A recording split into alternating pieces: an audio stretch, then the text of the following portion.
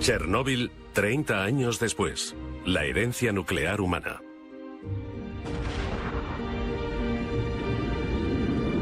...1945... Las primeras bombas atómicas de la historia cayeron sobre Nagasaki e Hiroshima.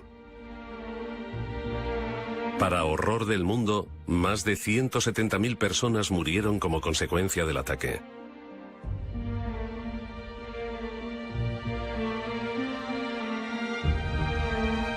Cerca de 57 millones de personas perdieron la vida durante la Segunda Guerra Mundial. La bomba atómica la finalizó de la noche a la mañana. Pero la caja de Pandora se había abierto liberando una atrayente cantidad de energía sin precedentes. Tanta energía que significó la muerte para los objetivos y una gran riqueza para aquellos capaces de utilizarla. Esta central cuenta con un lugar seguro en la historia de Estados Unidos. Es la primera central nuclear a nivel mundial, con propósitos exclusivamente pacíficos. En 1954, Rusia construyó la primera central nuclear civil. Luego el turno fue de Estados Unidos. Voté en contra de la energía atómica porque pensaba que era obra del demonio. Ahora sé que me equivocaba. Dios hizo el átomo. Los seres humanos tardaron unos 20 años en construir las primeras 100 centrales nucleares. Desde las dos crisis del petróleo a mediados de los 70, este número se ha incrementado exponencialmente. A mediados de los 80, 360 centrales nucleares estaban activas en todo el mundo.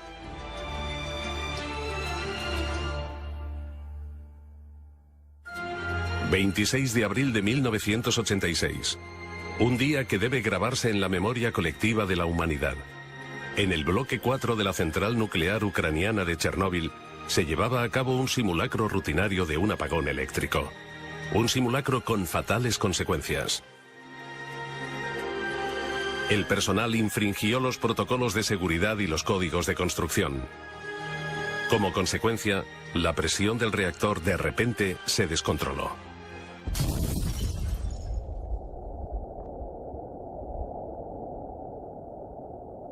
La explosión fue violenta y mandó partículas radioactivas a la atmósfera durante 10 días. Fue la catástrofe nuclear más grande de la historia de la humanidad.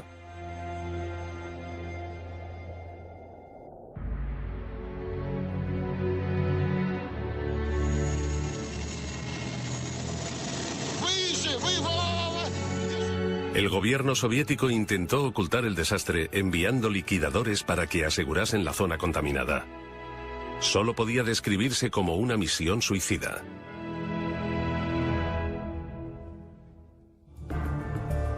Las emisiones radioactivas acabaron llevándose la vida de muchos de ellos. Hasta el día de hoy, la zona de alrededor del reactor defectuoso sigue siendo una tierra baldía. En 2007, un helicóptero hizo un vuelo de reconocimiento sobre Chernóbil. Los primeros días después del desastre, desde el 26 de abril de 1986, la tarea más importante era prevenir lo antes posible la propagación de partículas radioactivas. La cubierta de protección que se construyó apresuradamente comenzaba a agrietarse.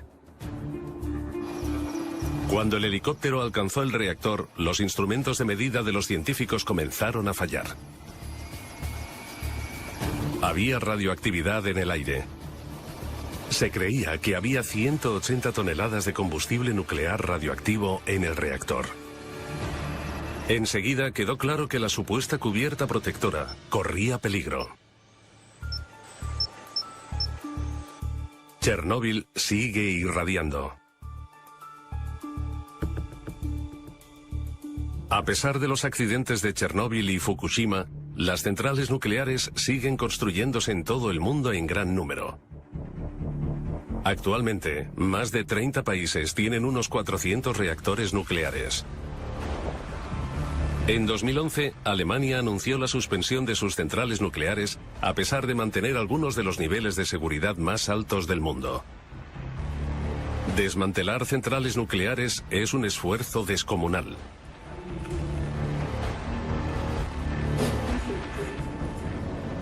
Toda la masa de una central nuclear así es de 1.800.000 toneladas.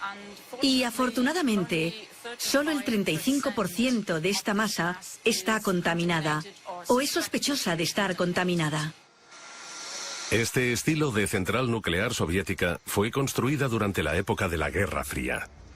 Muchos detalles técnicos son similares a Chernóbil.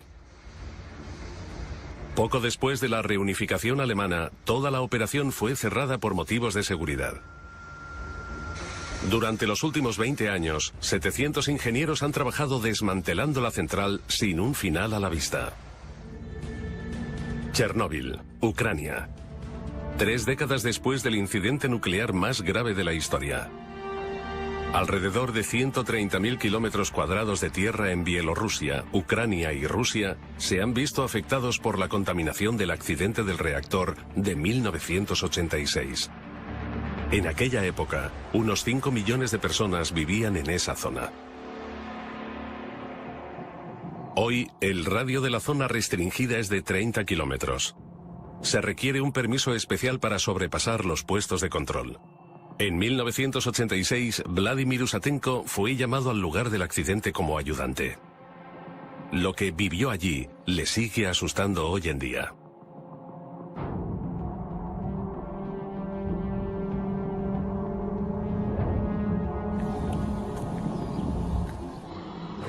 Cuando llegué, la situación daba miedo. Mientras que la población, 170.000 habitantes, se evacuaba apresuradamente, 300.000 soldados llegaban al lugar al mismo tiempo. Y yo era uno de ellos. Había tiendas por todas partes y se veía toda clase de personal militar. Tenía la impresión de que mis compañeros intentaban ocultar su miedo, expresando una euforia exagerada por el trabajo. Pero tuvimos que procesar cosas increíbles que vivimos mientras estuvimos allí. Pero el fatal daño no podía ignorarse. De noche era diferente. Daba mucho miedo porque cuando me despertaba oía constantemente toses intensas en la tienda. Nos picaba la garganta al habérsenos quemado las cuerdas vocales durante el día. En aquellos momentos me sentía tremendamente solo. Los liquidadores descontaminaban la zona del desastre arriesgando sus vidas. Durante los siguientes 6 meses se construyó una cubierta alrededor del reactor. La construcción de la primera cubierta protectora fue realizada bajo condiciones extremas y había que hacerla desde tan lejos como fuese posible. En consecuencia, no había forma de verificar la estabilidad y la fiabilidad de las partes individuales porque no había contacto directo con la zona de construcción.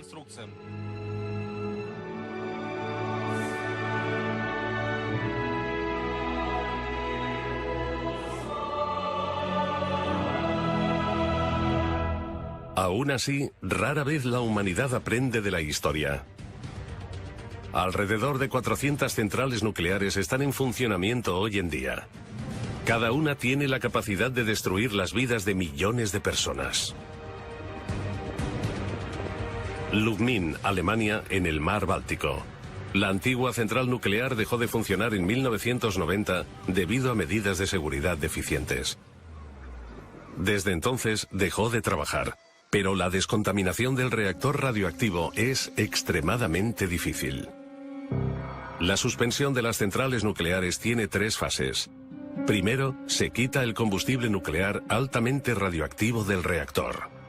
Simultáneamente, la instalación se desmonta en bloques, se descontamina y se prepara para el almacenamiento definitivo. Todo sucedió con procedimientos de protección especiales. La gente se mantenía a 200 metros de distancia en una zona de control. Desde ahí controlaban las cámaras, movían las herramientas y también a distancia empaquetaban los materiales. Los combustibles nucleares altamente radioactivos ya se eliminaron de los bloques del reactor a mediados de los 90. Altos niveles de exposición a radiación son probables cuando el combustible nuclear ha estado en un reactor. El 99% de la radioactividad en una central nuclear la contiene el combustible nuclear. Contiene plutonio, altamente cancerígeno. La gente que participó en la limpieza de Chernóbil, los liquidadores, volvieron a poner el combustible nuclear en el reactor. No sé cuántos siguen vivos. Yo diría que ninguno. Poco después de la catástrofe, los expertos nucleares soviéticos intentaron descubrir qué cantidad de combustible nuclear altamente radioactivo seguía presente en el reactor. Más de 1000 roentgens por hora son emitidos desde la zona del accidente.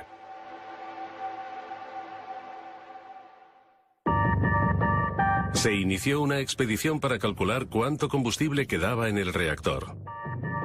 Un cámara profesional, Sergei Koselev, amigo del liquidador Usatenko, se unió a esta misión con su cámara.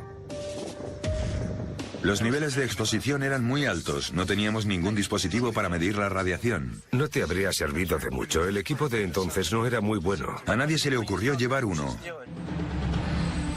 La primera expedición al núcleo del reactor del desastre sigue viva en la memoria de Koselev. Me pareció que llegaba a otro planeta. Todo era como lo que se ve en las películas de guerras nucleares. Todo eran escombros. Era obvio que el combustible nuclear se había derretido en la instalación y luego se había derramado por debajo del reactor, donde se había vuelto a congelar. Llamábamos a esos trozos de combustible nuclear congelado patas de elefante, porque era lo que parecían.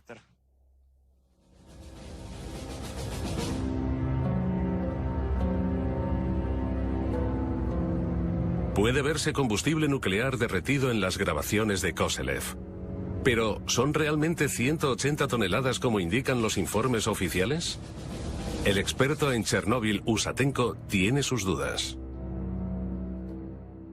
Han descubierto que no había casi combustible nuclear en el reactor.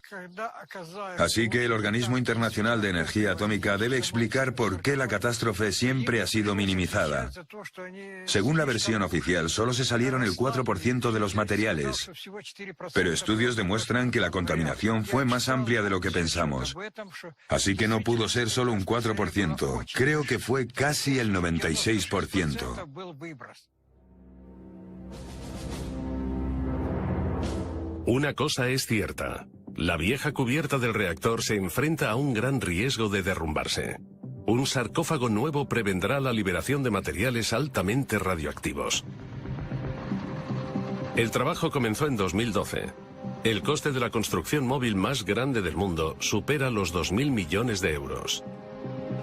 El proyecto fue financiado conjuntamente por Estados Unidos y la Unión Europea. Para llevar a cabo este proyecto, primero tuvimos que quitar 125.000 metros cúbicos de residuos nucleares. Escombros altamente contaminados de la explosión seguían en el suelo. Los altos niveles de radiación pusieron en peligro a los trabajadores e hicieron de este lugar de construcción el más peligroso del mundo. 5 instrumentos de medición de radiación. Miden los niveles de contaminación del lugar de construcción, 24 horas al día. Intentamos evitar que los trabajadores se expongan a niveles adicionales de radiación. Los cimientos, de 90.000 metros cuadrados, han sido un reto particular para los ingenieros, suponiendo casi un cuarto de los costes. Y el reloj no para. La vieja cubierta se está desintegrando más rápido de lo esperado. El viento y la lluvia lo derriban desde el exterior, mientras que el material radioactivo del núcleo está haciendo la construcción más quebradiza. La estabilidad de la vieja cubierta está en peligro debido a los procesos de disolución. Cae lluvia y nieve, y como resultado la cubierta ya no puede cumplir con su función protectora de forma fiable. Una vez más, las personas arriesgan sus vidas para intentar controlar el reactor de Chernóbil.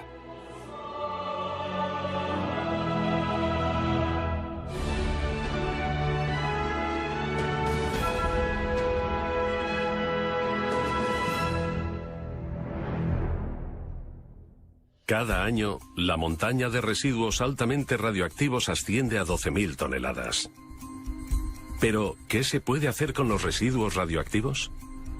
El problema de encontrar un almacenamiento definitivo para el material aún no se ha resuelto. La antigua mina de sal en el corazón de Alemania servía como un lugar seguro. Pero 40 años después del último depósito, se ha convertido en un lugar de amenaza nuclear de proporciones increíbles. La mina corre el riesgo de derrumbarse. La roca está presionando la mina sobre el techo y las paredes, así que algunos de los primeros contenedores están comenzando a romperse. Por eso sabemos que es posible que los contenedores estén gravemente dañados. Los pozos y túneles han hecho que la roca sea frágil. Cada vez más agua se filtra en las viejas zonas de almacenamiento. Mientras, los materiales radioactivos escapan y contaminan el agua. El hundimiento total de la mina es solo cuestión de tiempo.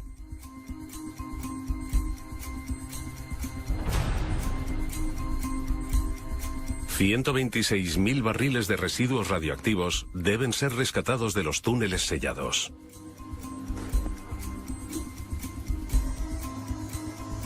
Las perforaciones tienen dos funciones importantes. Nos permiten analizar la atmósfera de la mina. Hay que saber a qué nos atenemos cuando las abramos para la recuperación. ¿Hay un ambiente para la explosión? También sabemos que los fluidos contaminados liberan soluciones, lo que significa que los elementos residuales pueden fluir al exterior de la mina. Y así que debemos asumir, y eso hacemos, que los túneles ya no están intactos. Pero las perforaciones pueden dañar los barriles y causar más contaminación. Son un mal necesario porque nadie sabe qué está pasando detrás de los muros sellados.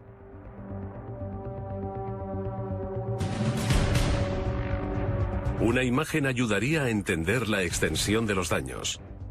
Antes de que comience la recuperación, se mandan cámaras especiales por las nuevas perforaciones. Las grabaciones son para documentar adecuadamente el estado de la roca alrededor de las cavidades. Además, podemos obtener lecturas del radar que describen las propiedades mecánicas de la roca con exactitud. Eso me da la seguridad de que la roca no se caerá por el pozo o que esta zona no se derrumbará. Se cree que hay 28 kilos de plutonio en los viejos pozos de la mina de sal. El estado de muchas de las zonas de almacenamiento es crítico.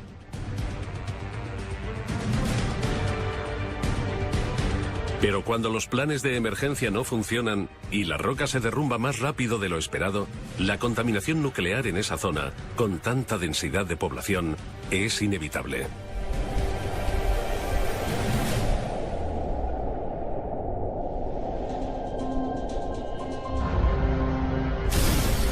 El desastre nuclear de Chernóbil ocurrió en 1986.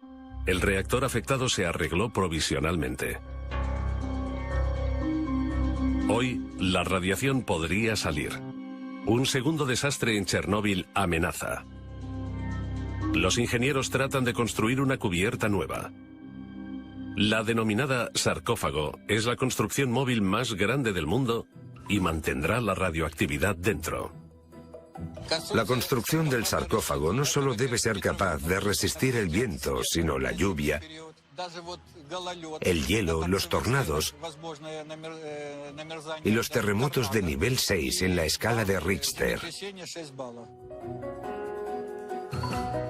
Los ingenieros pensaron en una construcción de acero única para asegurar la estabilidad necesaria. La estructura de la base pesa casi 29.000 toneladas. La radioactividad del lugar de construcción es aún 300 veces superior al nivel normal.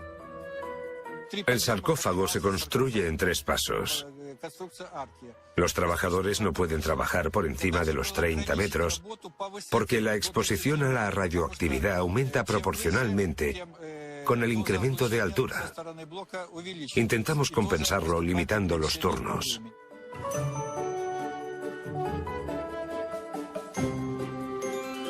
Tras 2 años, la colosal construcción de acero por fin se alza del suelo con la ayuda de sistemas hidráulicos.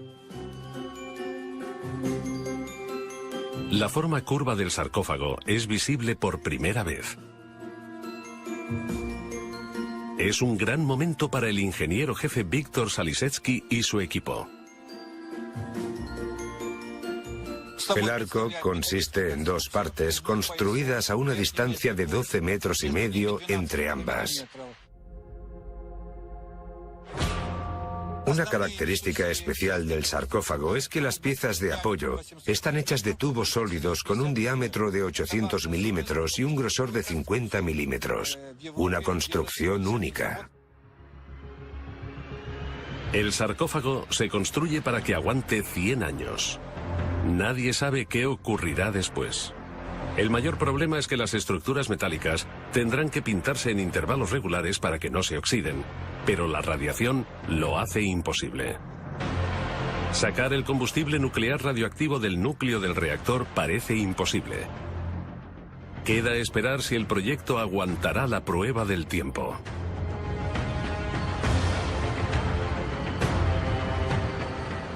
El nuevo sarcófago nos da la oportunidad de desarrollar nueva tecnología en los próximos 100 años y una estructura para un lugar de almacenamiento definitivo. El reactor se desmontará progresivamente bajo la cubierta protectora y los residuos radioactivos quedarán debajo permanentemente.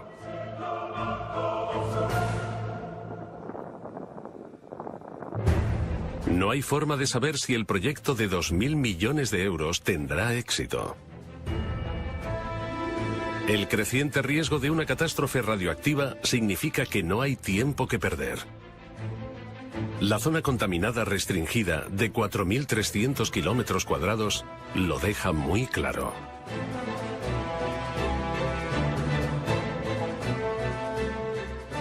Los niveles de radiación actuales que emite el plutonio y los elementos transuránicos que se convierten en plutonio con el tiempo convierten esta zona en inhabitable durante al menos los próximos 1000 años.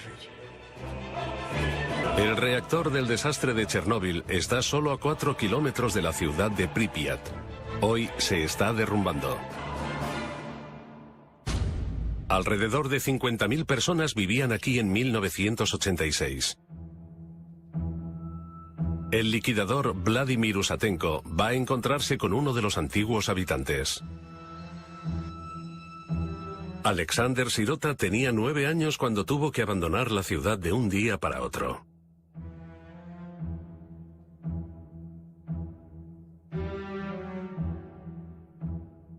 Fue sobre las 8 de la tarde del 26 de abril.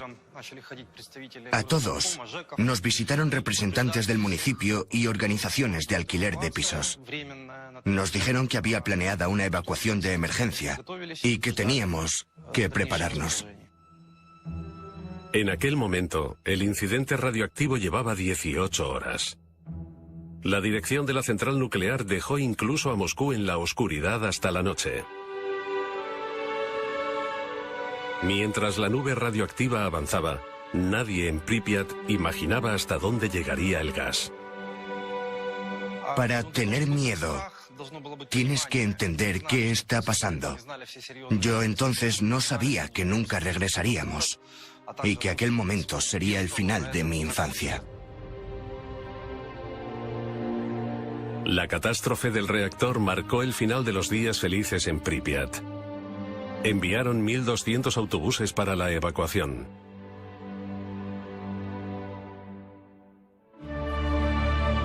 Los refugiados fueron enviados a albergues de emergencia, pero no eran bienvenidos en todas partes. La forma como nos trataron a los refugiados fue insufrible. Nos trataron como a marginados. Tenían miedo y nos rechazaban. A los habitantes no se les permitió volver a sus hogares. La evacuación temporal terminó en un adiós definitivo sin la esperanza de volver. Yo vivía aquí con mi madre. ¿Cuántos años tenías? Casi 10. Madre mía, casi 10. ¿Qué sentiste? Para nosotros era como un juego. No podíamos concebir irnos de la ciudad para siempre. A la población local se le permitió regresar unos meses después para recuperar posesiones valiosas de sus casas. Solo unos cuantos entraron en la zona restringida. El sentimiento de pérdida de sus hogares era muy grande. Así era nuestra casa. Este es el patio que estamos viendo. Apenas reconozco nada. Mira el patio entonces y ahora. La diferencia es abismal. Sí, la vegetación ha crecido. Mira lo densa que es ahora. Me sorprende. Cada año, la naturaleza reclama un poco más de la ciudad. Pripyat es como una cápsula del tiempo enorme desde 1986.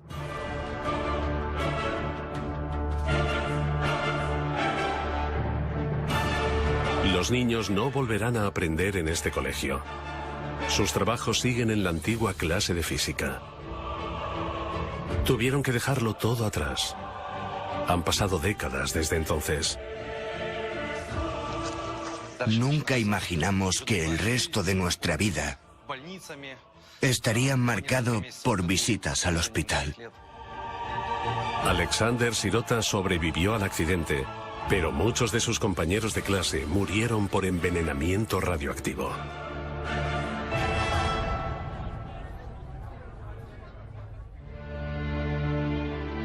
Tan solo queda una tierra baldía desolada.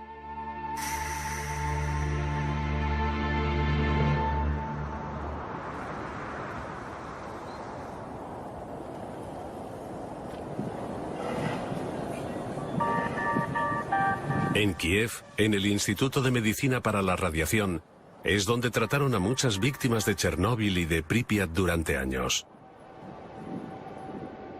Las imágenes de los que sufrían los efectos de la radiación se grabaron en la memoria colectiva ucraniana. No hay células que protejan el cuerpo de una persona contra las infecciones si absorben una dosis mayor a 100 Roentgen. Es prácticamente letal. El nivel de exposición determina el alcance de los síntomas. Puede resultar en una muerte en minutos o en efectos secundarios menores a largo plazo. Miles de personas estuvieron expuestas a la radiación de Chernóbil. Muchos siguen siendo residentes del hospital a día de hoy. Fui uno de los 8 científicos que el presidente de la Academia Nacional de Ciencia envió a Chernóbil en 1986 para contener la propagación del polvo radioactivo. Muchos de los liquidadores no conocían todas las consecuencias de exponerse a la radioactividad. A otros no se les contó el verdadero alcance de la catástrofe. Teníamos muchísima sed y una sensación de ardor insoportable en la garganta. Cada 15 o 20 minutos teníamos que beber grandes cantidades de agua, si no el trabajo no habría sido posible. Los liquidadores cavaron apresuradamente un túnel mientras el agua fluía bajo el reactor y la masa, como lava, amenazaba con salir de las barras de combustible y del grafito. Lograron prevenir más explosiones que, según la estimación de los expertos, habrían hecho inhabitable media Europa. Muchos de aquellos héroes pagaron su heroísmo con sus vidas.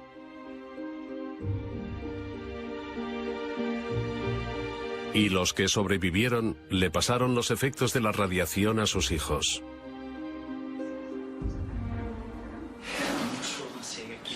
¿Qué le pasa a este joven? Tiene problemas en el páncreas. ¿Tiene los síntomas comunes? Sí, las muestras del hígado también tienen niveles elevados. El profesor Chumak sospecha que la causa es un cambio en los genes del paciente. Una sola base de ácido nucleico modificado puede cambiar los sistemas enzimáticos fermentados del cuerpo de tal forma que se convierta en menos resistente a diferentes influencias dañinas que provienen del medio ambiente. Los médicos atribuyen los síntomas directamente a la exposición a la radiación de sus padres en Chernóbil. Pero los efectos a largo plazo de la radioactividad son un problema global.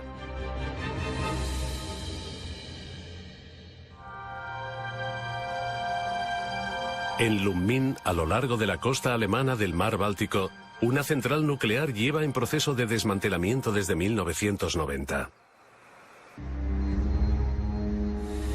Los directores del proyecto se dieron cuenta de la desagradable realidad. Estiman el coste en 4.000 millones de euros, mientras tropiezan continuamente con problemas nuevos. Cuando se planeó el desmantelamiento, el material radioactivo debía ser eliminado de la zona en 18 años. Se están tardando 25 años en limpiar solo el 70%. Según estimaciones no oficiales, el desmantelamiento completo tardará otros 40 años. El problema es que solo tenemos permiso para almacenar el material en los contenedores hasta 2039. Solo se nos permite almacenar los 40 años. Después, sabemos que no tenemos un lugar seguro para almacenarlo. Esto se aplica a todas las zonas de almacenamiento temporal de Alemania. Hay que hacer algo con aproximadamente 10.000 toneladas de materiales altamente radioactivos solo en Alemania. Pero a pesar de los conocimientos técnicos del país, aún no hay una estrategia para el tratado del material mortal. La zona de almacenamiento nuclear ASE, una antigua mina de sal con agua corriendo por su interior, lo confirma de la peor forma. 12.000 litros de agua ya han alcanzado la mina de sal. Es necesario volver a extraerla. Rescatar 126.000 barriles radioactivos es la mayor prioridad. Usamos diferentes herramientas y analogías. También observamos cómo ha cambiado la geología a finales del milenio. Cogemos esos valores y hacemos pronósticos sobre lo que puede ocurrir en el futuro. Luego se ilustran situaciones hipotéticas y se analizan para elaborar medidas de seguridad. Cada barril tiene que ser revisado en busca de fugas y debe ser reempaquetado durante los primeros días. Después, se envía a más de 700 metros por un pozo hasta el exterior. Y finalmente, se revisan los contenedores de transporte por si han sido contaminados por la radiación.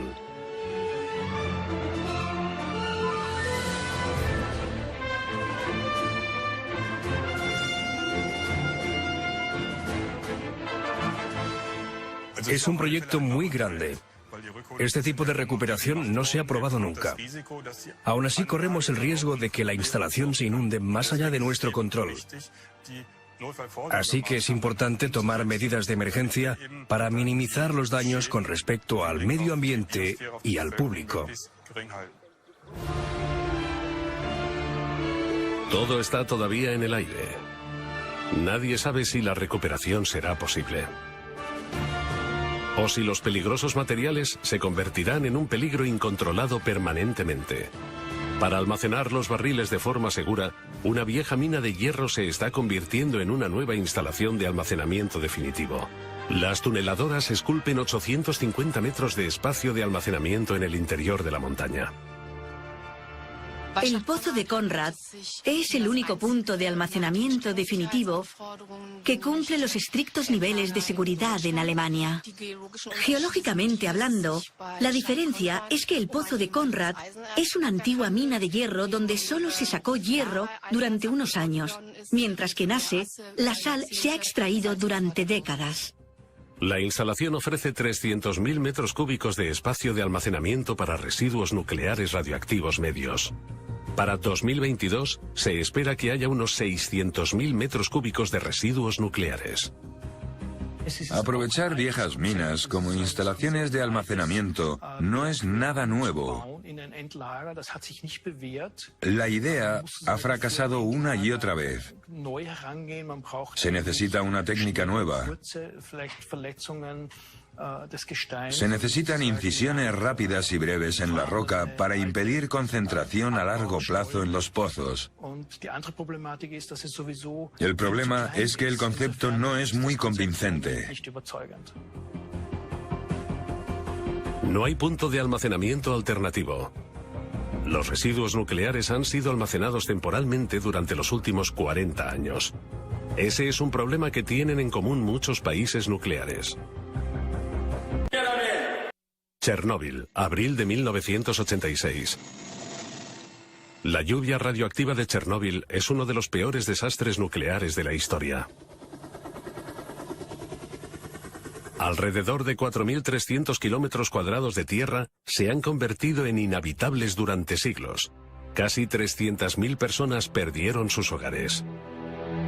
Muchos de los pueblos de los alrededores de Chernóbil se derribaron. Solo quedan unas pocas casas hoy en día. Muchos volvieron después de la evacuación, entre ellos Ana e Igor. Hoy tienen casi 80 años y no se creen que haya contaminación.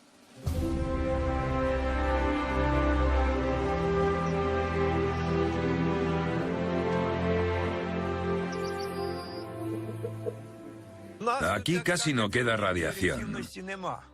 Hace poco vinieron a comprobar los niveles. Midieron los niveles de los cerditos, de nuestra tierra, pero dijeron que todo estaba limpio. Igor tiene el tobillo mal. Se lo ha torcido hace poco. Todo lo que no pueden cultivar en su huerto cuesta mucho dinero.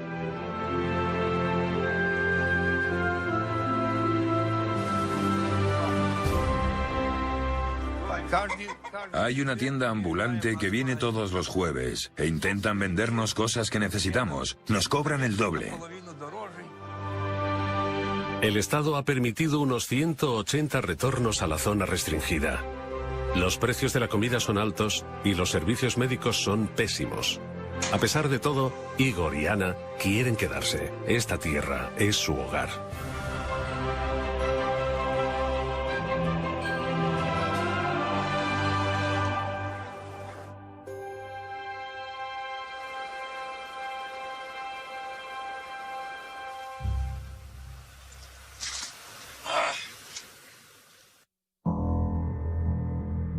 Ninguno de los antiguos habitantes de Pripyat ha regresado a su ciudad. Materiales de larga duración como el plutonio hacen de la ciudad antes próspera un lugar inhabitable.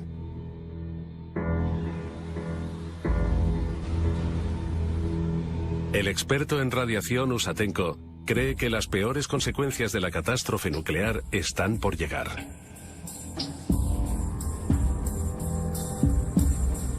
Habrá mutaciones genéticas.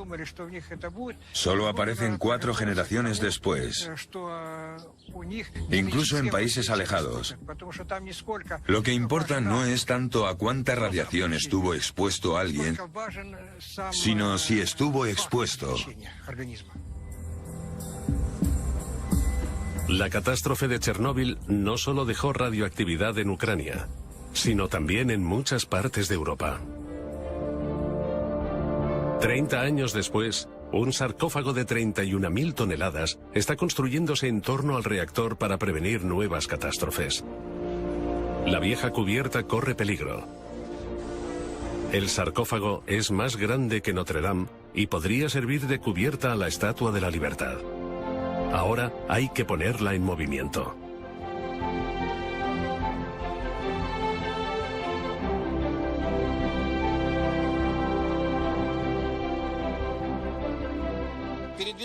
El movimiento tiene lugar con el uso de los trenes de sujeción que hay a cada lado del arco y que sujetan el sarcófago con los raíles. Debido a su considerable peso, el arco cobertor se montará por separado. Mientras la estructura de 2.000 millones de euros se pone en movimiento, el éxito de toda la misión pende de un hilo. Uno de los trenes de sujeción empuja la construcción, mientras que el otro tira de ella hacia sí mismo. De esta forma, la estructura tiene 4 trenes de sujeción para moverla con la mayor seguridad posible.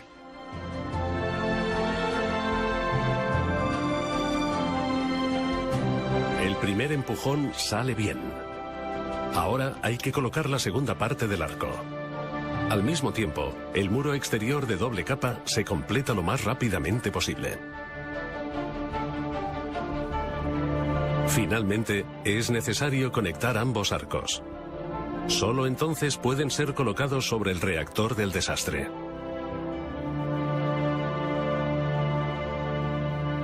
Hay que mantener unas condiciones muy específicas en el exterior del muro para que todo funcione. La humedad debe estar por debajo del 40% para prevenir la corrosión de la construcción. Las reparaciones y el mantenimiento no serán posibles una vez que el sarcófago haya llegado a su posición final sobre el reactor. La radiación sería demasiado alta.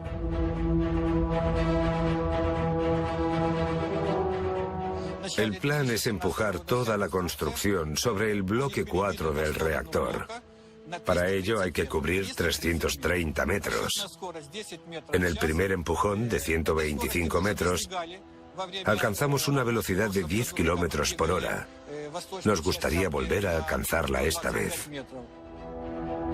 En cuanto el sarcófago se coloque sobre el reactor, cabe la esperanza de que la catástrofe de Chernóbil por fin esté bajo control. Al menos durante los próximos años.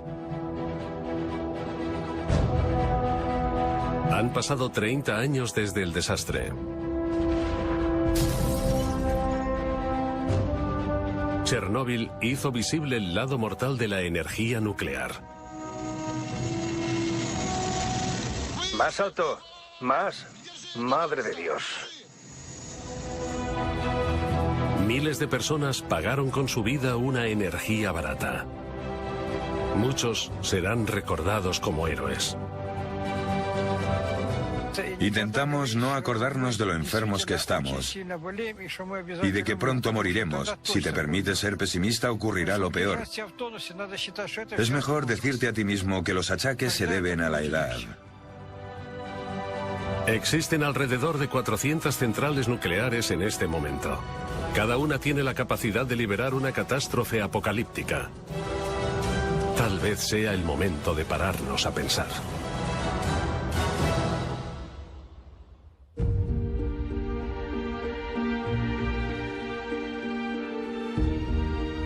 En memoria de los héroes y víctimas del desastre de Chernóbil desde 1986 hasta hoy.